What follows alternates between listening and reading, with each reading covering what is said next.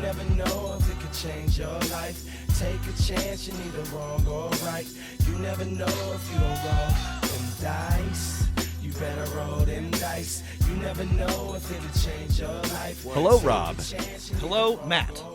Yeah, so today we're talking about one of my favorite role-playing games, the world's greatest role-playing game. We're talking about Fate, the RPG.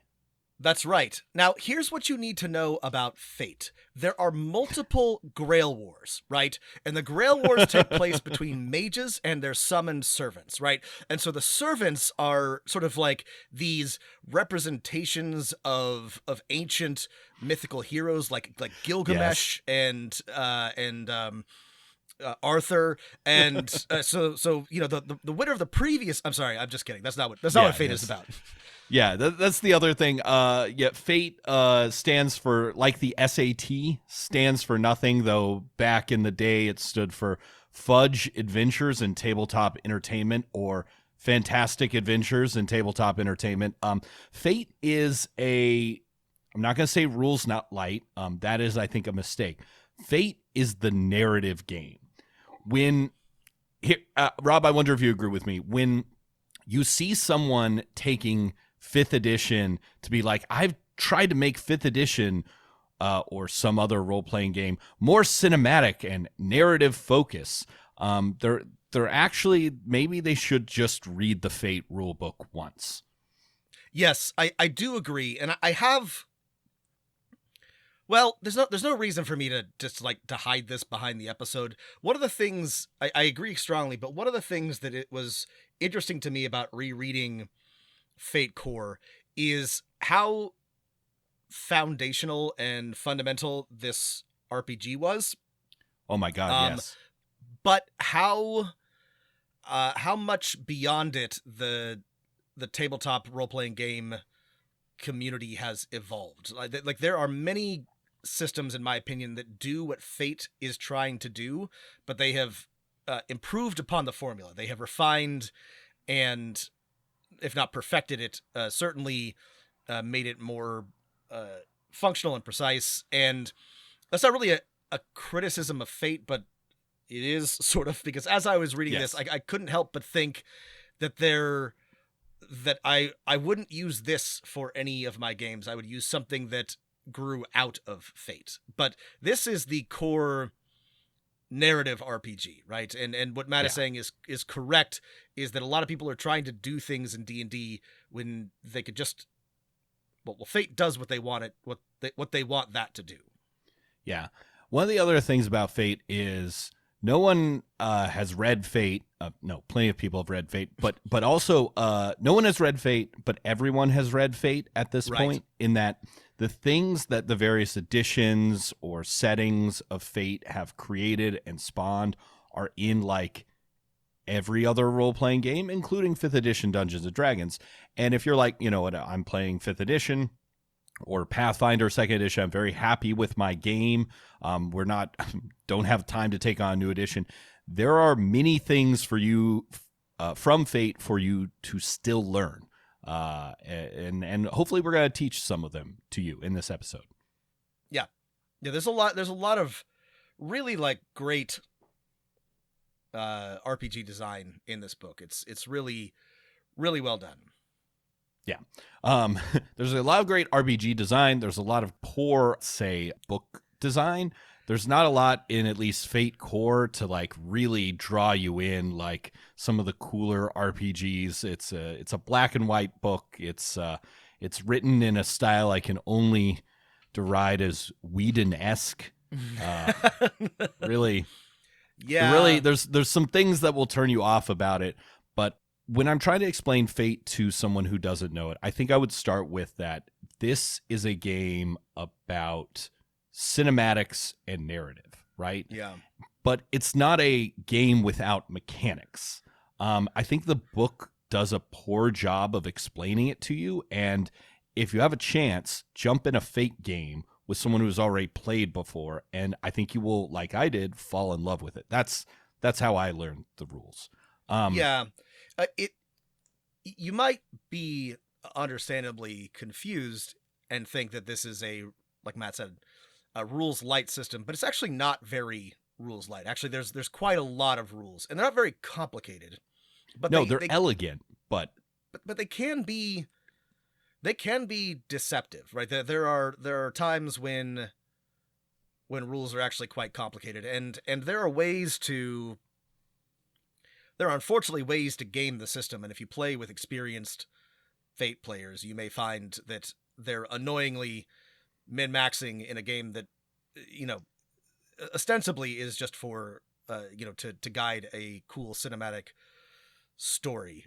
So I don't know, that's both like good and bad about Fate. I always complain that narrative systems are too rules light, and I always want a little bit of crunch, which Fate does have, but it's, I don't know, something always feels just like a teensy bit off to me.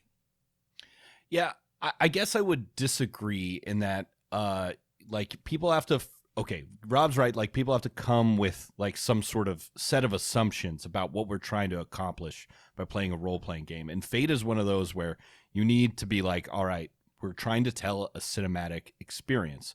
The way Fate works, and I think this is something that a lot of people miss, is it has a lot of mechanics, but you narrate those mechanics in order to gain power. Actually, let me say this a different way. You have to narrative or you have to cinema to mechanic. Your mechanical powers come from your ability to build and describe the world. And if that sounds cool to you, then yeah, this is a good RPG. If that doesn't sound cool for you, well, there's still some things to learn, but yeah, this isn't for you. Yeah, I don't want to, I shouldn't have gotten bogged down in big picture like meta discussions. We should really we really need to talk about how this works before we can go into that. So I'm gonna put that aside. Let's talk about the nuts and bolts so that the listeners Sure have some context for what we're talking about. Yeah. And like, just to reiterate this point, and this is something to keep in mind as we start talking about the nuts and bolts of Fate, is that your narrative power is your mechanical power, just like in a movie, right? Like, you know, when the hero gets knocked on her back but then that thing that was there before is just within her grasp, like that's how you win in Fate, or how you get a bigger bonus to your roll to overcome a challenge. One of the annoying things about Fate is one of the best lines is buried on, at least on the core book, on page 191. And I want to read it before we begin. Quote, "Rather than modeling the world or going for realism, try setting difficulties," this is advice to the dungeon master, "according to dramatic necessity. Things should generally be more challenging when the stakes are high and less challenging when they aren't." And Fate is a system about, well, it doesn't matter that this is just one person and the heroes killed 300 people on their like bloody path to this person. The stakes are high now. So therefore the challenge is high. Okay, so let's get into the nuts and bolts. Okay, let's do it. Okay, to start Fate, I would say that, like, okay, we could start with the dice, we could start with the skills, we could start with consequences and strats.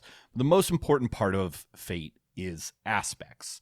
And aspects are short descriptive tags or sentences that define your character more than any number or stat. And they can become numbers and stats, but they're really cool. Let's talk about aspects. Yeah, so Matt described it exactly right. These are broad narrative descriptions of your character. There are also situational and setting aspects that we can get into later, but the core is there's something about your character that's their aspect, right? And this has both it is a narrative function with a mechanical outcome, I suppose. So the book has lots of examples.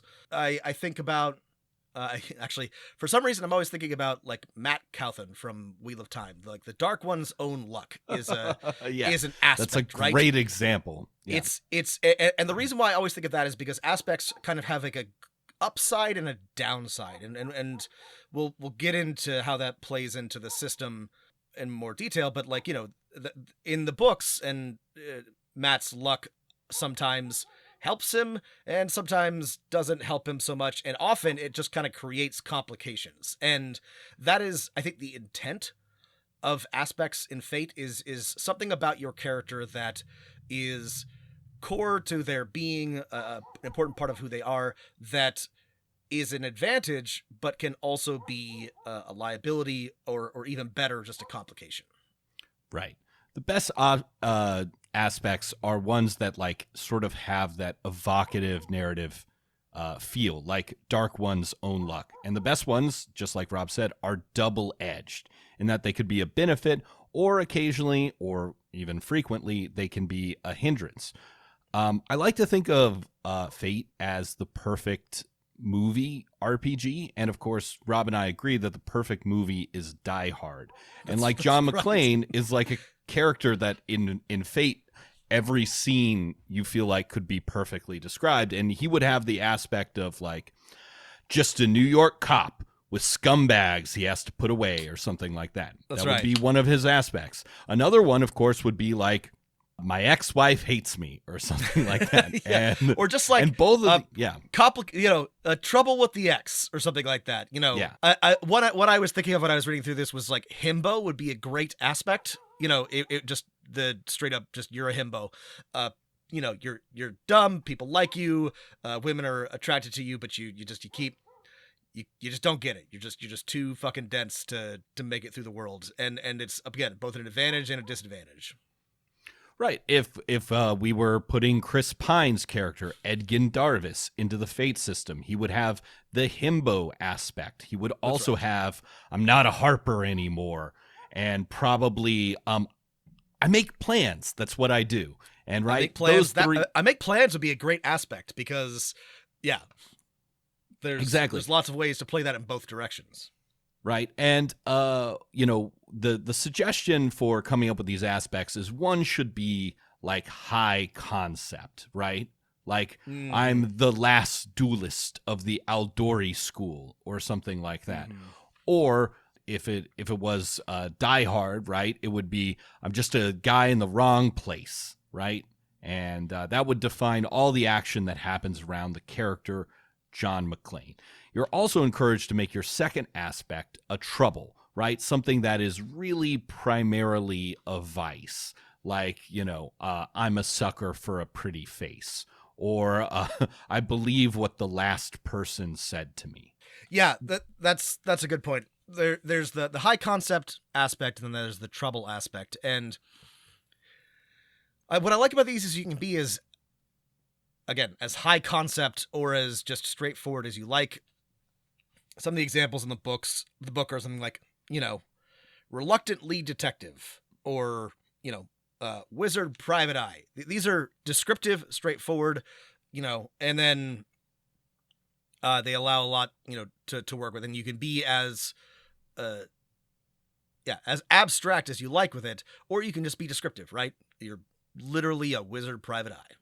Exactly. And Wizard Private Eye is a great one because most of the time in the game, you'll be using these aspects to basically get a really good advantage on a roll, right? To actually have enough narrative power to overcome something. Not every time you roll, but when you need it, which is why you have to spend a resource that every character has, which is fate points, right? And if you're familiar with any role-playing game, you've probably encountered this idea of points or chits or tokens. These can be poker chips or whatever you have lying around that you keep in front of your character that you're constantly spending and then gaining. What's great about one like Wizard Private Eye is that you as the character can be like, well, I'm a Wizard Private Eye. I know a guy who can help me with this, and this will give me a boost to my contacts roll.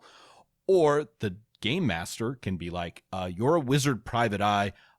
Someone decides to pay you in magic dust instead of the money you need to pay rent. And you have to take that unless you want to spend a fate point. And if you take that complication of, well, now I've got a bunch of magic beans or dust or whatever, you gain a fate point.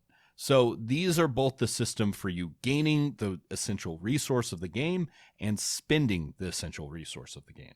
I mean, here's the thing about aspects. Either you hear this and you're thinking of a character that you have or a character that you'd like to make, and you're immediately like, oh, I know exactly some high concept ideas about this character. I know exactly how I would do this aspect.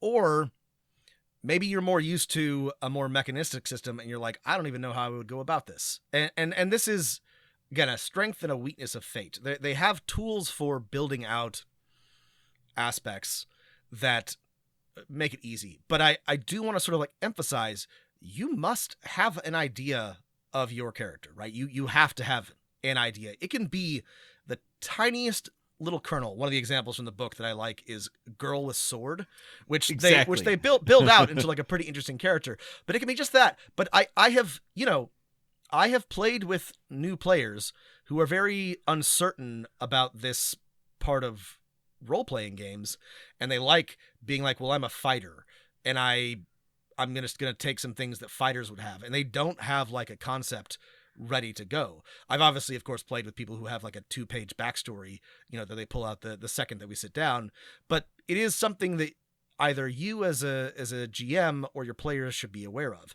I only bring this up because I think certain groups, this will never be an issue. It'll never come up. But other groups, there are people who really do struggle with the character creation aspect because they've just never like flexed those muscles before. Mm-hmm. They've never had to like be creative in this way. I think everybody can, but I guess I want to highlight that because it's something that I've encountered a little bit in with new players.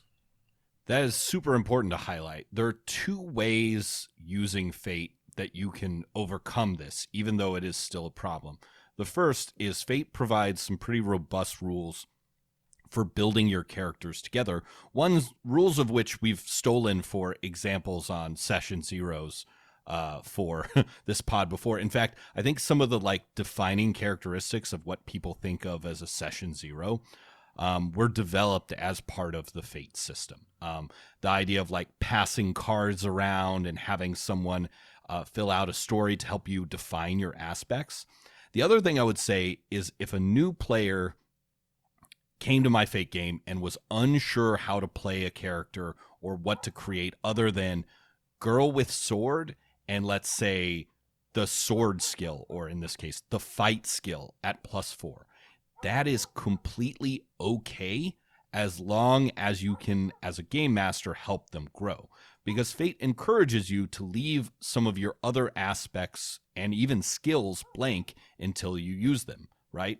And if that girl with sword with only the fight skill is like, I think I'm going to sneak into the palace, and you as the game master say, so is your character good at sneaking? And then they decide, actually, no, they're not. They're wearing armor.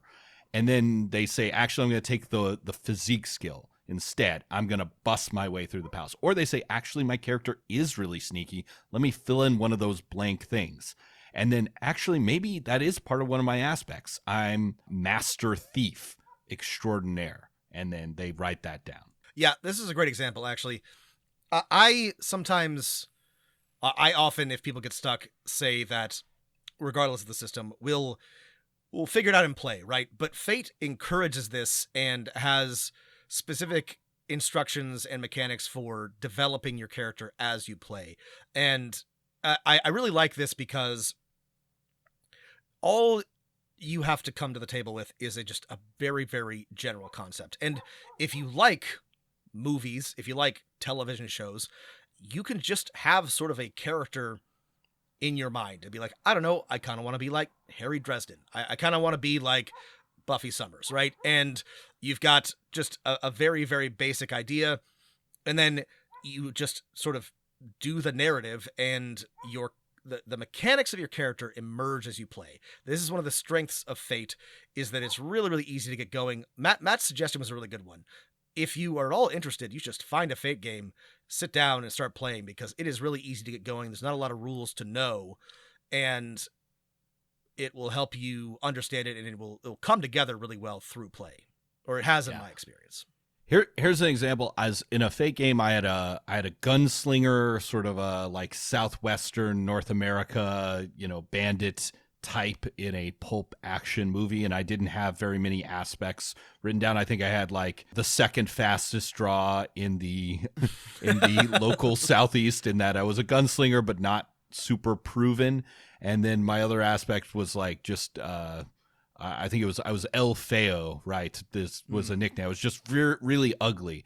But in a game, we were fighting some like wizard or something like that, and I shot the wizard and said, "But you're not immune to guns." Every other attack had fell off, and that became an aspect of my character. Not immune. You're not immune to guns. And anytime I would try and finish someone with this, and that a dramatic line from a game, right? One that you wouldn't mind saying again and again and again should be one of your aspects. But Rob, you're right. The game really doesn't hold your hand through this, and if you're maybe all new players to the Fate system, this can be really difficult coming up with these aspects. But again, the bright side is that there's nothing stopping you from changing, modifying, sprucing them up as you play. And if you can get through 2 sessions of Fate, I will guarantee you that everyone will have aspects that are like cool, evocative, double-edged, all that kind of thing that the game requires. I only bring it up because I want to be self-aware, because this is super intuitive to me. I love Fate because it's like how I think about telling stories and how I think about characters, and I can immediately sit down and come up with aspects and know how they'll be used and how these games should flow. I want to be conscientious that I've played with people for whom it is not an automatic, like they don't necessarily think the same way that I do, and they don't, intuitively grok the system. If you're listening, you've probably heard some things you're like, oh, I love that. That makes perfect sense. And a lot of people, I mean, I'm going to say probably most people are going to be able to get this right off the bat. Again, you just have to sort of like think about, you're in a movie, you're telling a story, you're pacing a TV show, you know how it works. But it does require you to sort of put yourself in that role, right? To think about not just, how do I want to put this? The good and bad thing about Dungeons and Dragons is, at its core, you just need to know how your PC goes about, how they use the mechanics on their sheet to do things, right? You respond to stimuli, whether that's enemies or traps or skill challenges or whatever. This requires proactive sort of like narrative engagement. It requires you to think about, to get inside your character's head, to understand the situation, to act accordingly. That is often a part of playing Dungeons and Dragons. It is not a core part of the game. It is not actually an essential element of playing D&D. So I don't know. I'm trying to be conscientious of this because it is a big step, especially if you are used to D20 systems exclusively. Yeah. The last 2 things I'll say about aspects is like literally steal. Like steal your favorite lines from books or movies or descriptors. It doesn't matter that your character is different than this one. That character's line works just as well in this thing. This is the cinematic narrative system. Steal your favorite catchphrase from your favorite hero or villain. And then last, aspects can be a little confusing because there are character aspects, but also nearly everything else in the game can also be an aspect. You can just think about character aspects as the soul of your character that is always with them. And many other aspects will emerge, but these are the ones that are always there. These are really cool, interesting tools. I love that this is the core of the game. I think that it makes for great gameplay, great character creation, and it definitely stretches your creative capabilities in some really interesting ways. I think this is such an awesome thing to build the game out of. And then the next part of your character sheet is skills, right? You have a rating from, it usually starts, though you can, everything in Fate has a dial that can be twisted, that you can mod it for your own adventure when you sit down at session 0 or before when you give this pitch to your players. There are 19 skills in the game that, are basically cover any type of action or activity that you can do. And then, of course, there are like 7 or 8 alternate skill systems. Fate Accelerated, for example, uses approaches like, are you clever or are you sneaky or are you charming? instead of the 19 skills. You could even use the 6 Dungeons and Dragons attributes, or you could come up with something even more wacky and then say, you should on average give someone slightly more than 50% of these skills at some rating. And players typically have one of these ratings at a +4 and one more skill for each level down from that. And then that also brings us, before we talk about, I guess, the different actions you can talk about, is you have to know the ladder.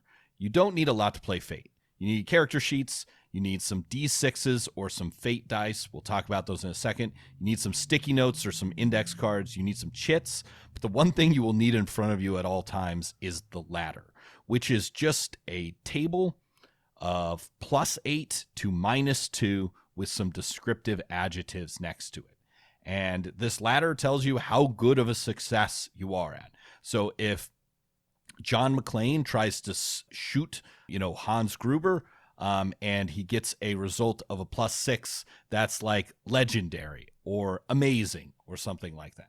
Right. So a lot of this game is comparing your results to either a static number of like, oh, this task was a +3, or someone else, the game master or another player, rolling their own set of dice and comparing the outcomes. Well, I got a +5, you got a +3. I won by 2 shifts or 2 levels, and that determines the outcome, either being a success, like an outstanding success. If it's a tie, then some interesting things can happen. If it's a failure, then it's you roll below something. And yeah, I guess now's a good time to talk about these dice. I don't think they're proprietary in that they existed before the Fate system. So lots of people make them. They're called fudge dice. Oh, you're right. Right. These are not from, unique. That's right. Right. They're from a system. Yeah. That was the predecessor of Fate, called the Fudge system.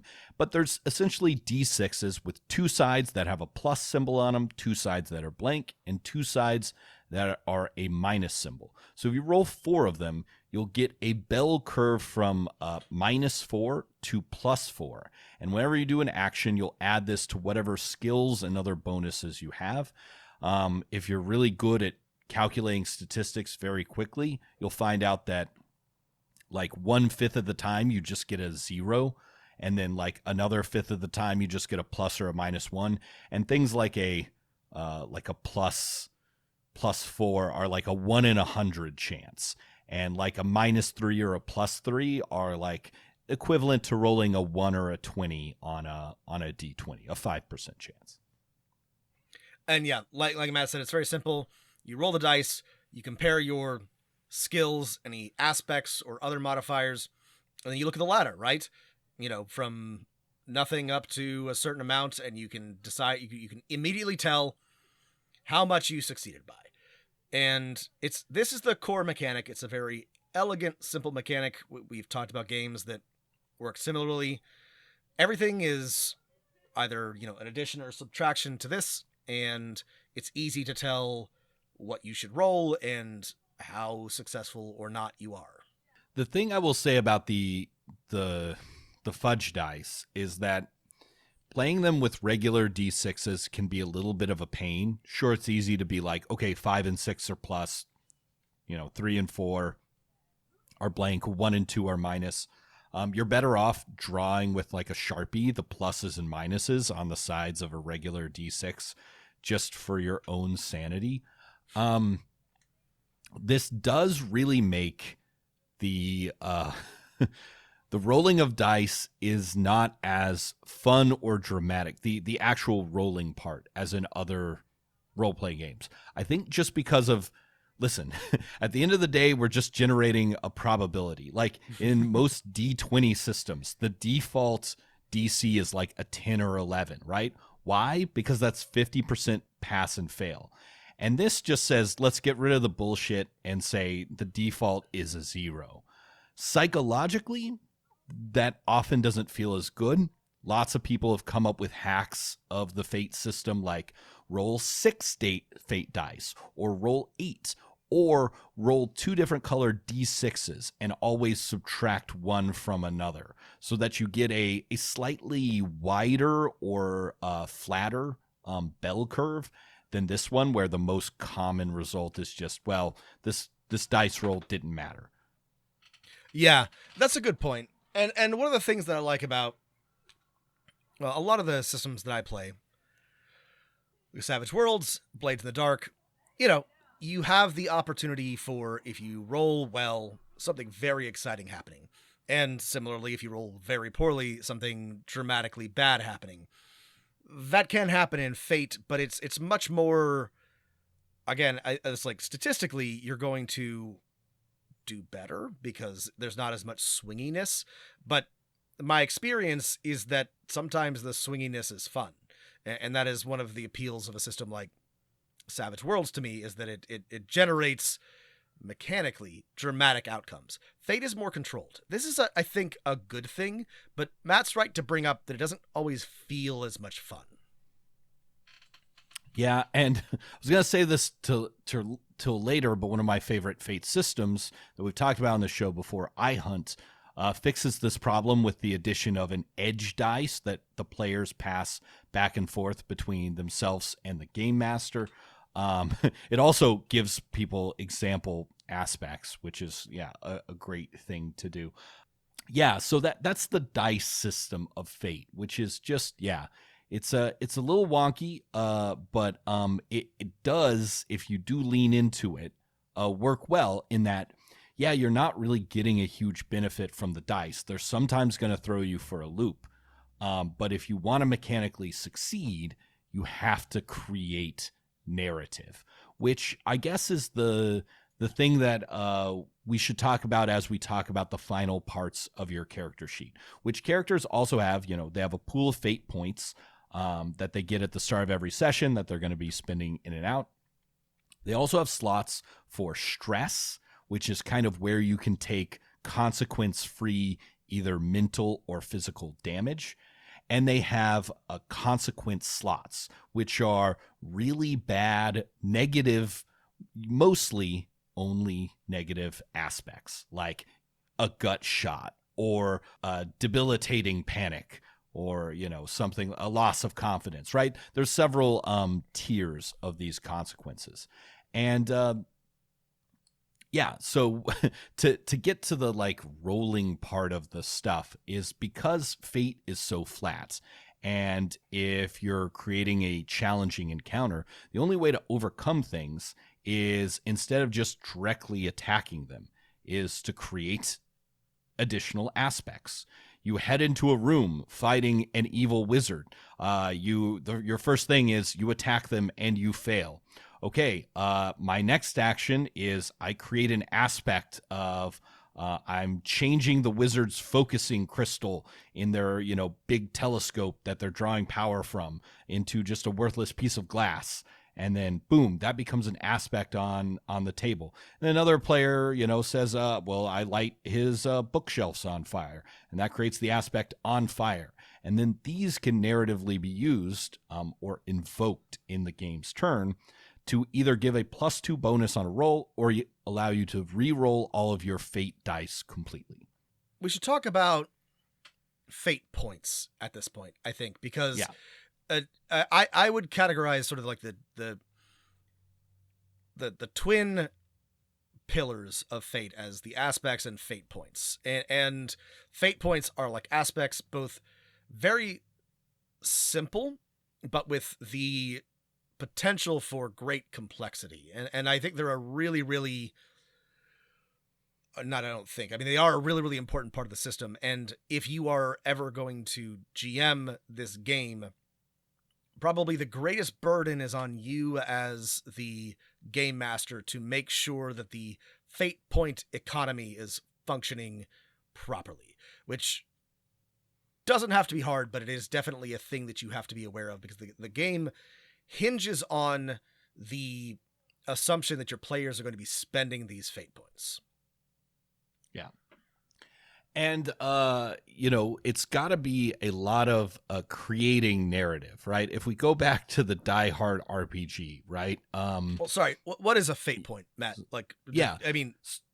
So a fate point is the currency of the game. It can be represented by chits or tokens in front of the player, or just by a number on their character sheet. And they can be spent at any time to invoke one of your core character aspects. And you use this kind of in the ellipses method. You know, John McClane tries to signal someone to get help, and he fails. So he says, I call on the radio and I say, I try and signal someone, I'm just a New York cop. I invoke that aspect of my character and I say some cop banter over the radio. And then the NPC responds and I win this empathy contest it would probably be a rapport skill. Perfect. That's how you can spend fate points. Number one, you can also spend fate points to create a detail in the scene. The wizard's lair, the DM hasn't described it other than dark and crackling with eldritch energies. Those are the only two aspects. But what does the wizard have here? I'm going to say a bunch of homunculi in formaldehyde jars. And so I say that detail is now in the room. That costs me a fate point. Players earn fate points by accepting compels from the game master. And this is where you come in. You have to constantly be compelling your players, right? And if your character has a cliche aspect or something like this, like I'm too old for this shit, or I don't look like an action hero, then the dungeon master maybe at the beginning of the session says, you're tired from the flight. After you have that conversation with your ex-wife, you feel like you are too old for this shit, or you don't look like an action hero. You take off your shoes to relax. And the player can accept that fate point, or they can spend an additional one to refuse at any time. And then as the dungeon master says, okay, you take off your shoes. Now you don't have your shoes. You gain the aspect barefoot. And that is always true. So this is how fate points work. They work as a back and forth where you can use them to invoke an aspect in the game to gain this bonus that you really need to overcome any challenge. But you also accept fate points constantly by basically taking compels from the dungeon master, or by just conceding things. This is a game where it really encourages players to just say, okay, yeah, the villain wins right here, right? Think about the Dungeons and Dragons movie. The heroes are like ready to kill the evil wizard. And then the dungeon master says, you're trapped in sand. You both fail your roll. You could continue this fight, or you could both accept defeat and take a fate point. And they're like, sure, I need those fate points. Fuck it, let's go. Let's confront this later. And again, a lot of you are going to immediately be seeing how this creates a really awesome dynamic of back and forth and narrative creation, and how the game will just go, players are like, I want to do this. And you're like, okay, you can. Here's a compulsion. And they're like, great, okay. And, you're everybody's trying to spend fate points to make something happen, and responding to the expenditure of fate points. And if you are thinking in that narrative sense, it'll just all sort of like evolve through play. This is a great example of mechanics serving the narrative, serving the system in a really, really excellent way. I really love this about Fate. It does require a cooperative attitude. And again, I must make the comparison. If your players are, and this is an incorrect assumption about Dungeons and Dragons, but if they are assuming a adversarial win every challenge, right? Yes. Every challenge must be won, right? Yes, one, if it's they are the assuming default that assumption they'll of Dungeons win. and Dragons, right? Yes. And if they are assuming that they are trying to beat you or outwit you, or you are trying to defeat them with a challenge, then this is not going to work, right? But if you approach this as, we are telling a story together, and you are just providing the structure for them to act out the aspect of their characters, then again, just describing this, it automatically sort of flows together, like how things will go. John McClane has the aspect barefoot. The GM says, okay, well, thug number 7 shoots out the windows. Now there's glass on the ground. Right. That's a compulsion. And he's like, okay, they fine. Create an aspect. Yeah. Yeah. I've got bloody feet. You know, shoes. You know, you create you take an action to defeat one of the thugs, and he's got shoes on him, and you try to put the shoes on, but the GM is like, but he's got feet smaller than your sister's, and you're like, fine, I'll take a fate point. It all just like it, you know. By the end, beautiful. John McClane is so stacked with fate points that he can do the Yippee-ki-yay move like a gunslinger of old, even though that's not part of his character. That's right. And shoot Hans Gruber in the head or whatever. Yeah. So it's a different style of play. It does have mechanics, right? It does have plenty of structure to tell you how to play. Fiction narrative mechanics. Yes.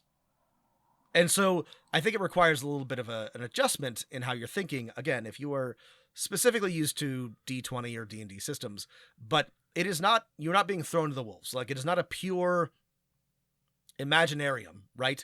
There are as a scaffolding for which you can build your game upon, and I think it does a really good job of that. I think it's really, really fun to play when everybody is working together and trying to tell the same kind of story and really invested in it. It's one of the more fun things I've ever played when it's working well. When it's working well, yeah.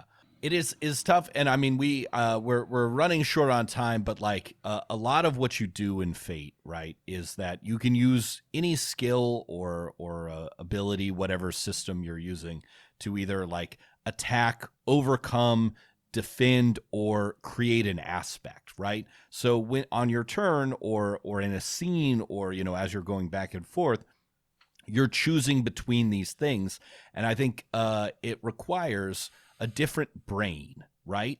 This is a role-playing game that like in a let's say Dungeons & Dragons or Pathfinder or even something like Savage Worlds, right? The assumption is that if you are met with a challenge, your goal is to destroy that challenge, right? Or overcome it. And whereas Fate, you know, your goal might be to gain some fate points or not directly confront it and then concede because it's clear that you're like not ready for this, narratively speaking and mechanically speaking, because you don't have, you know, the fate points stocked up, and getting players to adapt to that can be a little bit of a tricky thing, especially if no one has played Fate before. Yeah. I don't want us to get bogged down because, well, we're already bogged down.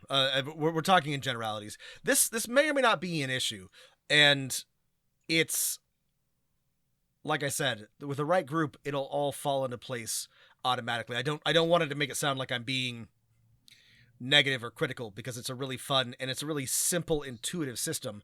But like Matt said, it requires a different brain. It requires a whole. It's a bit like, what am I trying to think of here? This is not the example I was going for, but this was coming to mind. You know how everything eventually evolves back into a crab, right? So, sure. So Fate and Dungeons & Dragons yeah. are both crabs, but like they evolved from radically different sources. You know, they have entirely different DNA. So they're both in the form of a TTRPG, but the root sort of like approach, like the core way that you are coming to the game, could not be more different between Fate and Dungeons and Dragons, as an example. That does not mean that you can't, that your players can't figure it out, but it's different. Yeah, I get what you're saying exactly, because there is nothing stopping you from playing a Fate game that is set in a high fantasy world. Even the Forgotten Realms, where you have a barbarian and a sorcerer and a thief, right? And it on the surface looks exactly like that same type of crab that Dungeons and Dragons is, right? But in fact, they're not genetically related at all, right?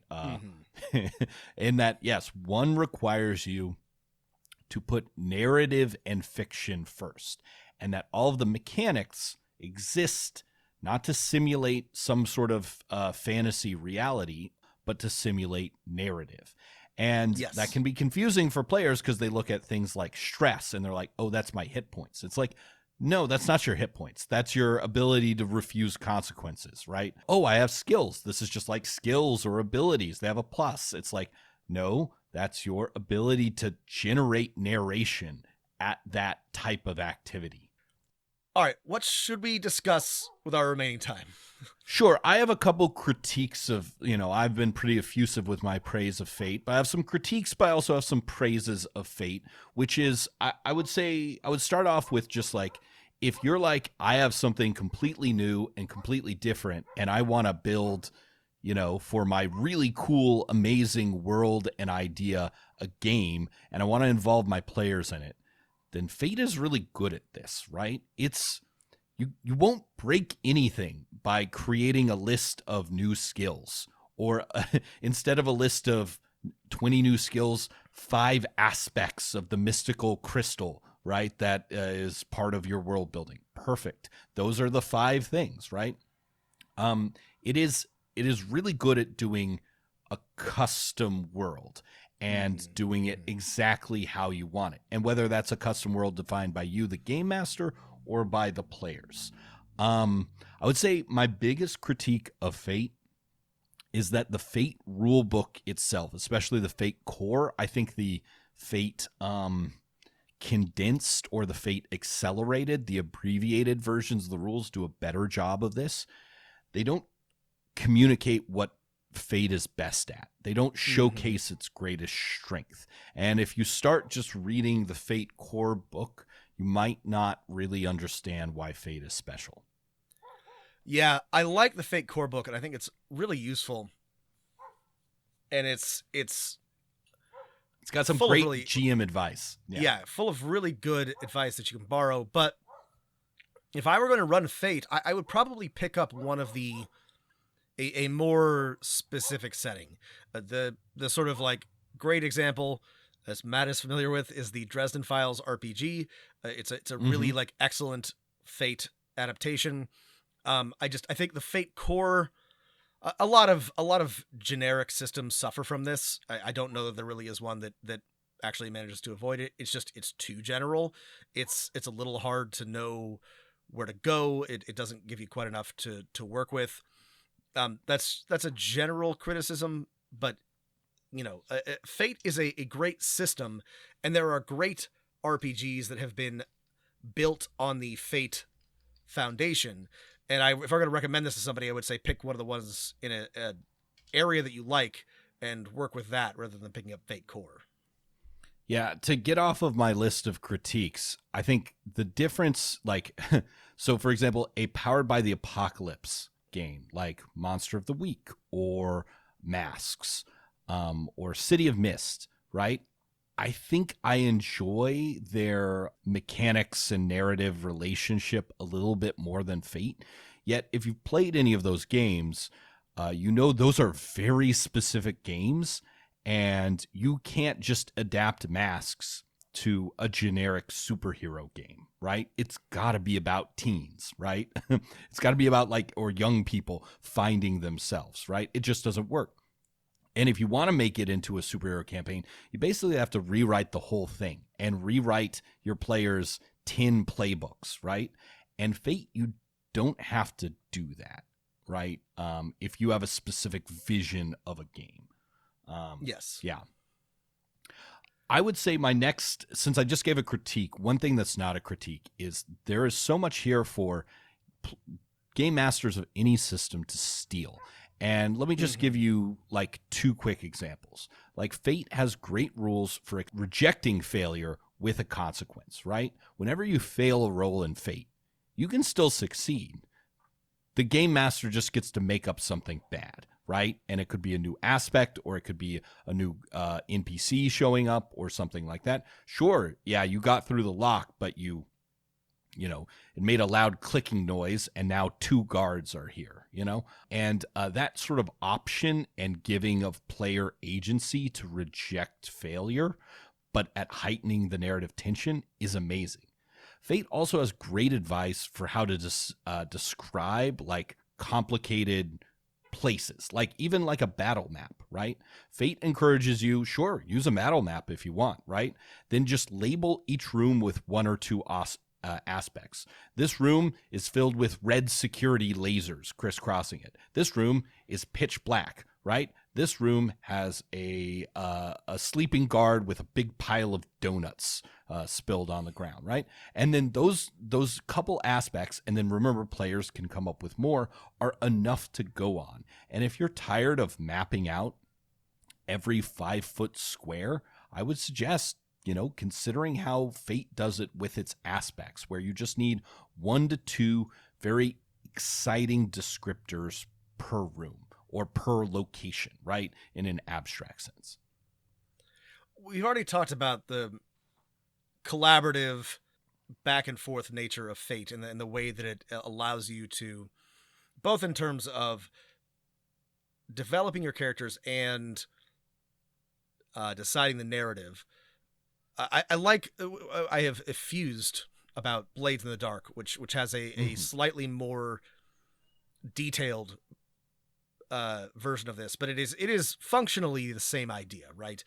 And that's quite frankly, I sort of think this should be a part of every RPG. At this point, I like it so much. I think players should have the tools to, through character creation, develop a narrative with each other, and through play, impact the narrative. And that's just sort of like built into Fate in a way that's very easy to understand and very easy to implement. This is something that you could straight up steal and just give people. You could literally give people fate points in any other RPG and say, these are for changing the narrative, adding a detail, invoking an aspect. And I think it would work for the most part just fine. And you could just keep this little part of the system. I just, whether or not you do use it, I think it is such a good thing for players to feel invested in the narrative, right? To feel like they have an impact on the story beyond just my character does X. If they have an idea, like, wouldn't it be cool if there's a chandelier that I could swing from? It's awesome for them to be able to say, there's a chandelier, I'm going to swing from it, right? Or there's... It's empowering, yeah. It's empowering, they don't have right? to ask. It gives right? people... makes them want to pay attention, right? It makes them want to be involved, right? This is, like, look, I'm not and it can work for any, even when it's not the spotlight on you, right? You know, someone's struggling what to do, and you spend a fate point, say, there's a chandelier so that your character can swing down here. Doesn't even help me, but helps someone else. I'm contributing, right? And it's narrative contribution. Exactly. I'm not the kind of person who complains about, like, if you're on your phone, you're on your phone. Whatever, doesn't matter. Sometimes people pay attention, sometimes they don't. I have trouble paying attention. I'm not going to give anybody a hard time if they are not able to be fully present at the game. At least they showed up.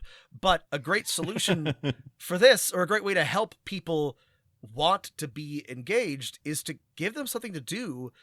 Like, you know, the problem is without these tools, one, you're waiting for your turn, and if you don't do anything on your turn, or your turn is ineffective, then you're just waiting for it to come back around.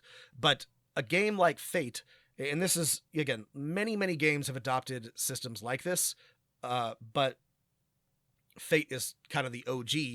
The way that it implements this really encourages everybody to be invested in the game and to look for opportunities to contribute to or influence the narrative as it develops, which is fun, which is engaging, which makes for a dramatically different type of play. Yeah. Agreed. I would say my critique number 2, or thing people get wrong about Fate, is Fate is often presented as a rules light game.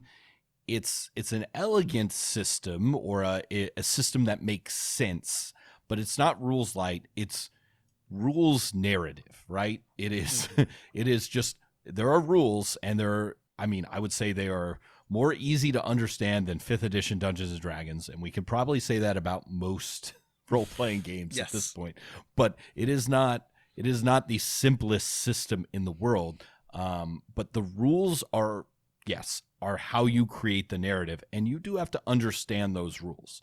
Yeah. My main critique, and this isn't a very good critique, and you can absolutely disagree with it, but yeah, I like Fate, and I would happily play it, I would happily run it, but especially as a GM, I feel like there are now many systems that have been built, and I alluded to this at the beginning, built with the same ideas that Fate sort of innovated, to be more focused, and to be frankly a little bit better and more elegant and more interesting.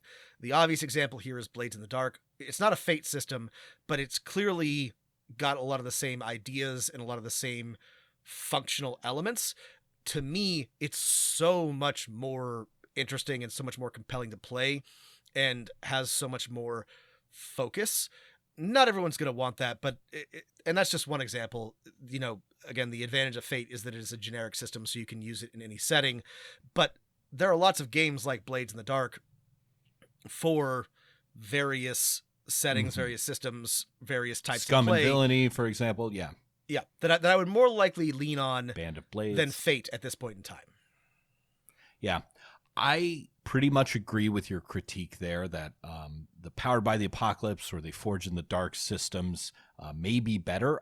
Here's an example of, I think, one way they're better is that in Fate, to sort of compare this outstanding success, tie, failure system, is that where you have to look at the ladder and, okay, I got a +8, but the defender got a +6. Okay, is that 1 or 2 shifts? What do I do? Like, this is maybe all just a little too much. And both, I think, Forged in the Dark games and Powered by the Apocalypse games have boiled it down to succeed with a minor cost, outstanding success with a boost, failure where you can, still succeed, but at a grave consequence if you choose so, right? It's boiled it down to 3 outcomes. And they boiled the roll down to simple, static 2d6, right? Or a 1d6 roll in Forge in the Dark. And I think that is way more elegant. Where I will still say that Fate shines, and you can feel free to disagree with me, Rob, is that Fate, because of its genericness, is better at prompting players to narrate action and then find a role that fits that action. I'm doing this, and okay, this actually sounds like creating an aspect, so that's what I'm going to do. Whereas because of the play sheet nature of both Forged in the Dark and Powered by the Apocalypse, players are more likely to default to I'm mixing things up, or whatever the move is called, right? Or I'm scrounging for clues, right? They all, depending on the specific setting, all have names to the moves. And yeah, I agree. I do agree with you there. And but it's got them beat at the resolution. Yeah. I would be hesitant. I don't know. This is going off the rails, but if you were going to take your non-narrative group and try to switch them to a Forged in the Dark or Powered by the Apocalypse system, it might be good to do a 1 or 2 session or a short game in Fate, because it take them through the history of narrative RPGs. Well, yeah. I mean, I don't know. It's a little bit like... Yeah. No, I get what you're saying. Yeah. No, I mean, it's a little bit like you got to read Freud, even though nobody uses Freud in psychoanalysis anymore, because, it's important foundationally, right? You got to understand where things come from. It is also I think, easy to pick up. I think it is relatively, like Matt said, it is not actually rules light, but it is very elegant. It is very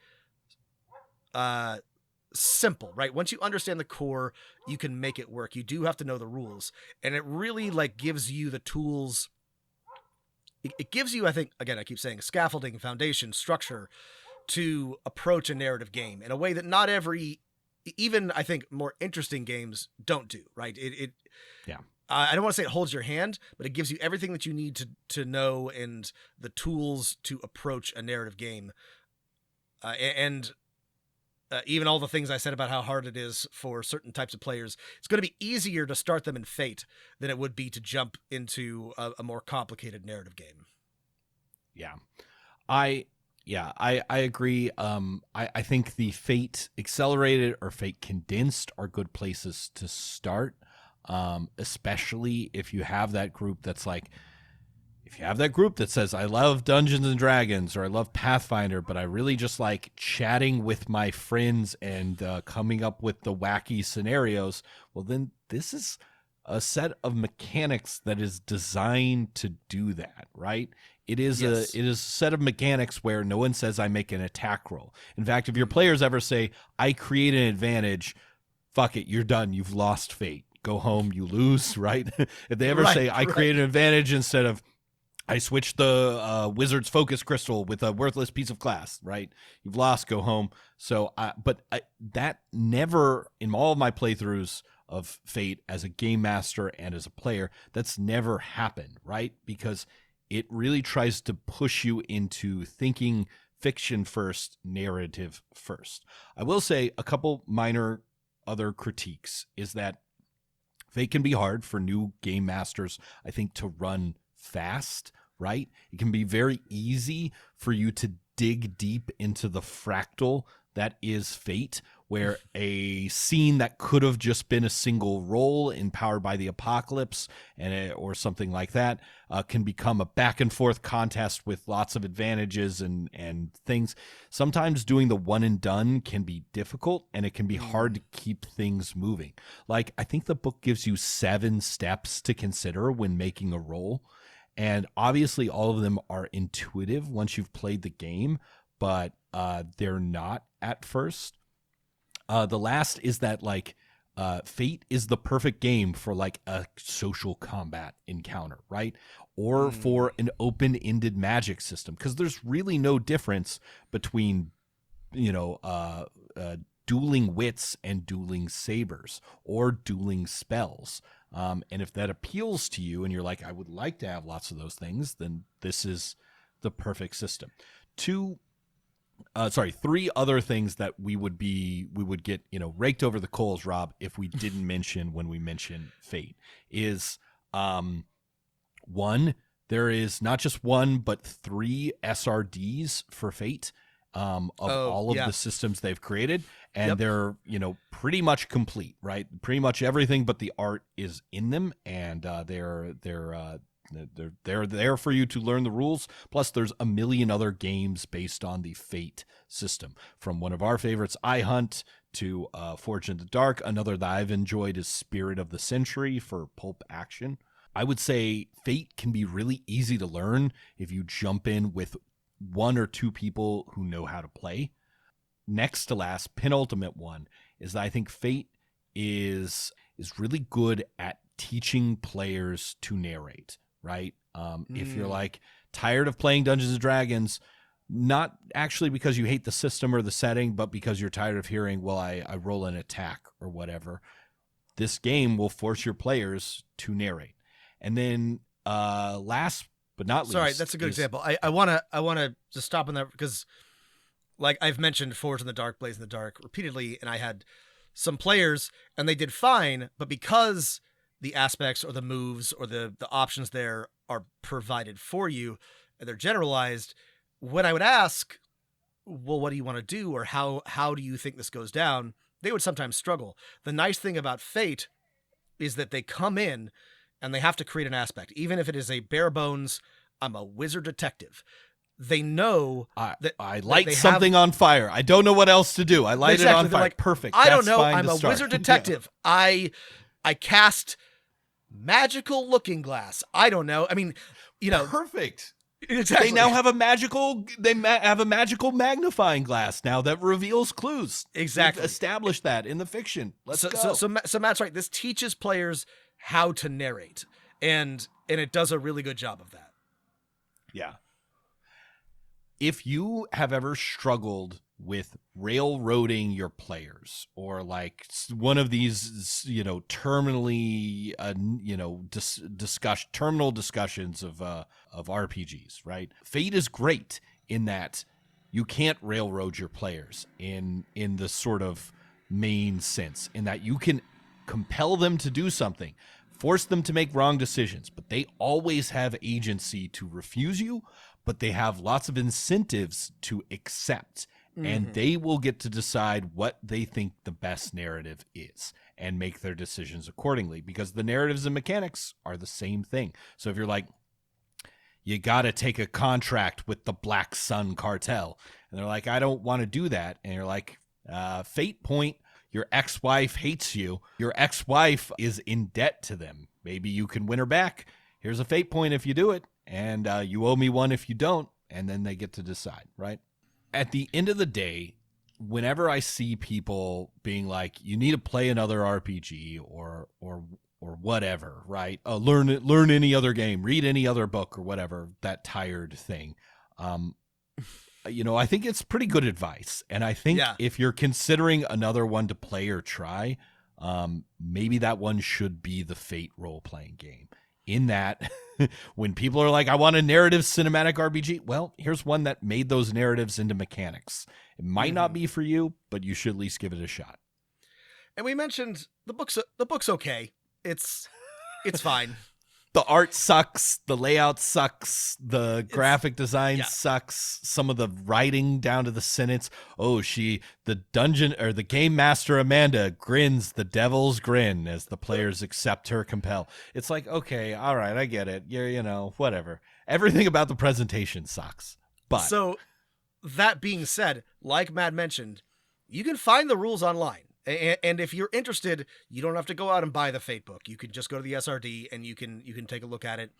And there are free RPGs and lots of resources, so don't be discouraged by the mediocre core rulebook. There are ways to sort of like sink your teeth into this and find out what it's about that are a little bit like, they don't cost you any money.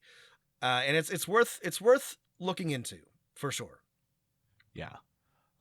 There are some great setting books. I mean, we both love iHunt.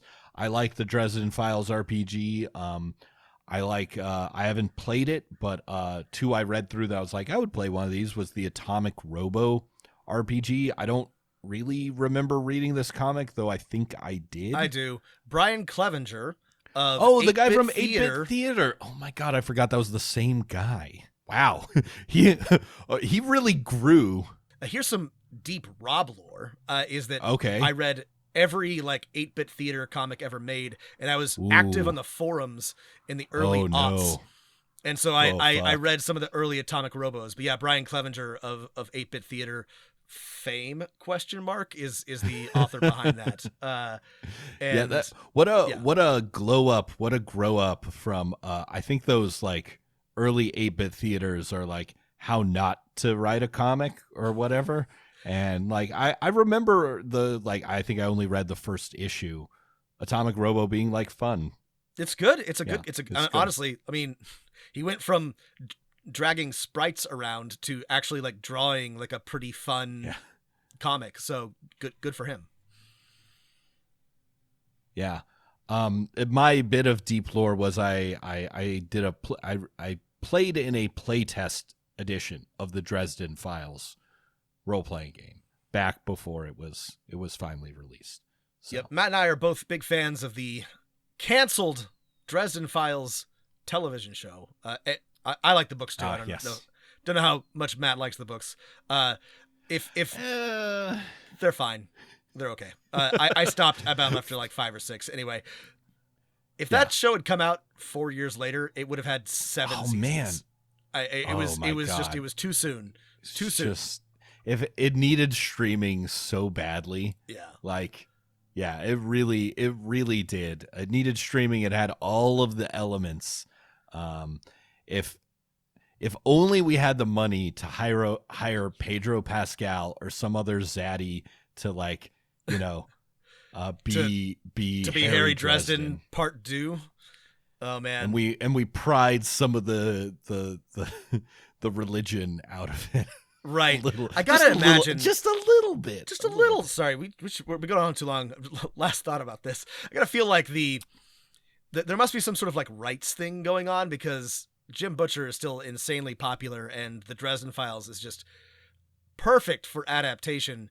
There's got to be somebody sitting on the rights or on the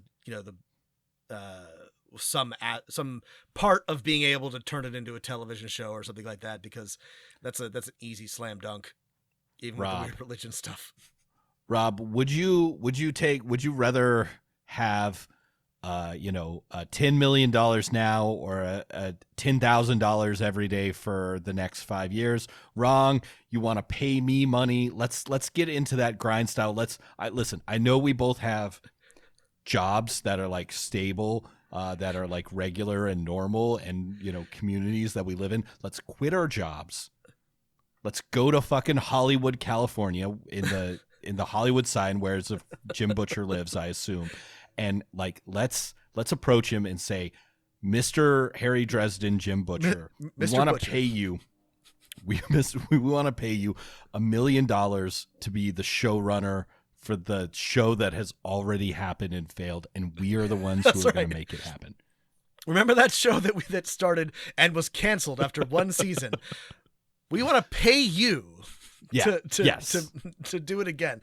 It's a great plan. And he would be like, should pay you. It's like, no, we wouldn't be hungry enough if you paid us. That's right. We're paying you to show you because we want to keep our edge. Right. I would rather have a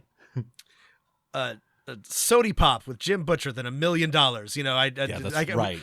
I would learn more from having a non-alcoholic beverage. Sorry, is he Mormon? I'm just like assuming that he is. I think I'm gonna assume too, but I think he would probably say, actually, I'm gonna give you the rights to the Aeronauts Windlass, and then we're gonna have to adapt that, right. Unfortunately. Oh, okay, everybody. Anyway, the Dresden Files RPG is good. Maybe we should review that sometime. Anyway, maybe we should. Thanks for listening, everybody. If you have other RPGs you want us to review, send them our way. I hope that hearing about Fate was useful. As always, stay healthy, stay safe, and keep rolling them dice.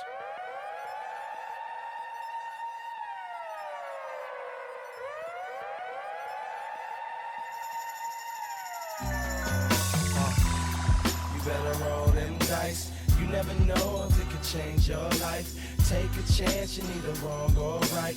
You never know if you don't roll them dice. You better roll them dice. You never know if it could change your life. Take a chance, you're neither wrong or right.